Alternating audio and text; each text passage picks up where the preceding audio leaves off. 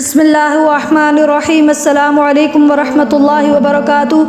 اللہ ذوالجلال والاکرام نے ایسے لوگوں کے بارے میں بیان فرمایا جو رب تعالیٰ کے بارے میں بدظن ہو جاتے ہیں، جو اللہ ذوالجلال والاکرام کے بارے میں بدظنی کا شکار ہو جاتے ہیں، جو اللہ کی رحمتوں سے مایوس ہو جاتے ہیں، ایسے لوگوں پہ پھر اللہ کا قہر پڑتا ہے۔ اللہ تعالیٰ معاف فرمائے، اللہ ہمیں ہدایت عطا فرمائے۔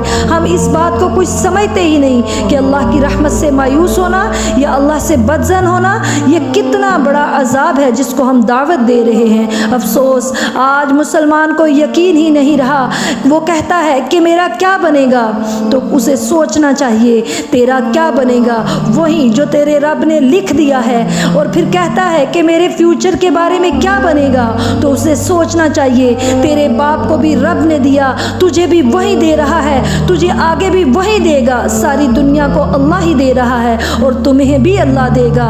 اللہ تعالیٰ نے قرآن پاک میں فرمایا ان اللہ لا یضیع اجر من احسن عملا، کہ جو شخص اچھے عمل کرنے والا ہے رب تعالیٰ اسے کبھی بھی محروم نہیں کرتے۔ اور اللہ تعالیٰ نے قرآن پاک میں فرمایا وَيُعَذِّبَ الْمُنَافِقِينَ وَالْمُنَافِقَاتِ وَالْمُشْرِكِينَ وَالْمُشْرِكَاتِ الظَّانِّينَ بِاللَّهِ ظَنَّ السَّوْءِ عَلَيْهِمْ دَائِرَةُ السَّوْءِ وَغَضِبَ اللَّهُ عَلَيْهِمْ وَلَعَنَهُمْ وَأَعَدَّ لَهُمْ جَهَنَّمَ وَسَاءَتْ مَصِيرًا۔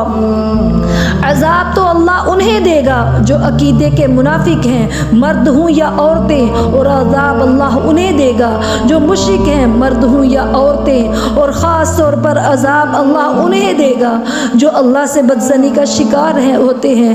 اللہ تعالیٰ معاف کرے۔ ایک تو ہوتا ہے انسانوں سے بدظن ہو جانا کہ ہم ان کی نیتوں کو بھی نہیں جانتے لیکن ہم ان کے بارے میں بدظنی کا شکار ہو جاتے ہیں، جو بہت بڑا گناہ ہے۔ لیکن دیکھیں کہ ایک اللہ کے بارے میں ہی بدظن ہو جانا کہ میرا تو کچھ بننا ہی نہیں ہے، میری تو ساری زندگی سنی نہیں گئی۔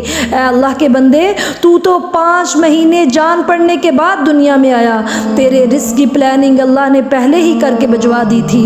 جب ماں کے پیٹ میں 4 ماہ کا بچہ ہوتا ہے تو روح پھونک دی جاتی ہے، اللہ کے حکم سے فرشتے نورانی جو ہیں وہ آ جاتے ہیں اور 4 ماہ کے بچے کے اندر روح پھونک دیتے ہیں، اور پھر 4 فیصلے لے کر وہ فرشتے آ کر لکھ کر فارغ ہو جاتے ہیں کہ اس کی عمر کتنی ہوگی، اس کا رزق کتنا ہوگا، اس کا نصیب کیسا ہوگا اور یہ خود کیسا ہوگا۔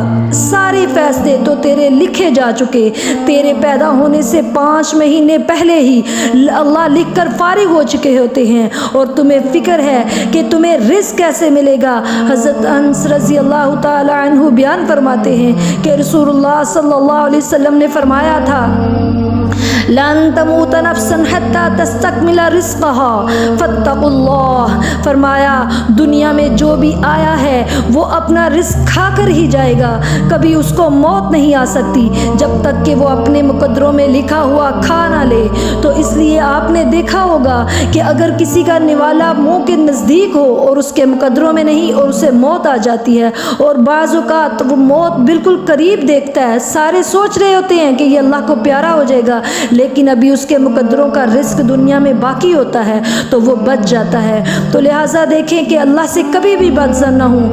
دیکھیں اللہ نے تو قرآن پاک میں فرمایا کہ جس طرح کے میرے بندے عمل کرتے ہیں، خواہ وہ مسلمان کیوں نہیں، کیونکہ ہم بھی نام کے مسلمان رہ گئے۔ اللہ نے قرآن میں 1400 سال پہلے ہی فرما دیا کہ اگر میں انسانوں کے ساتھ وہ معاملہ کروں جس طرح کے ان کے عمل ہے، اس طریقے سے ان کو رزق اور ساری سہولتیں دوں تو ایک چوپایا بھی میں دنیا میں نہ چھوڑوں۔ جس طرح کے میرے بندے آل ٹائم گناہ کرتے رہتے ہیں، اس کے باوجود یہ میری رحمت ہے کہ میں ان کو، چاہے کوئی وہ مسلمان ہے چاہے کوئی غیر مسلم ہے، ہر کسی کو میں رزق دیتا ہوں اور یہ میرا فضل ہے۔ تو لہٰذا اللہ تعالیٰ سے کبھی بھی بدگمان نہ ہوں، کیونکہ جو لکھا ہے وہ ملنا ہی ملنا ہے، اور اگر آپ بدگمانی نہیں کریں گے، نا شکری نہیں کریں گے، نا امید نہیں ہوں گے تو اسی لکھے ہوئے میں برکت مل جائے گی۔ صبر اور شکر کرنے کی وجہ سے نعمتیں دگنی ہو جائیں گی۔ تو اللہ تعالیٰ ہم کو ایسی، یہ جو ہم معمولی سی گناہ سمجھتے ہیں یہ بہت بڑے شدت کے گناہ ہیں، اللہ ایسے گناہوں سے ہمیں محفوظ فرمائے، اللہ ہمارے ایمان کی سلامتی عطا فرمائے، آمین۔ السلام علیکم ورحمۃ اللہ وبرکاتہ۔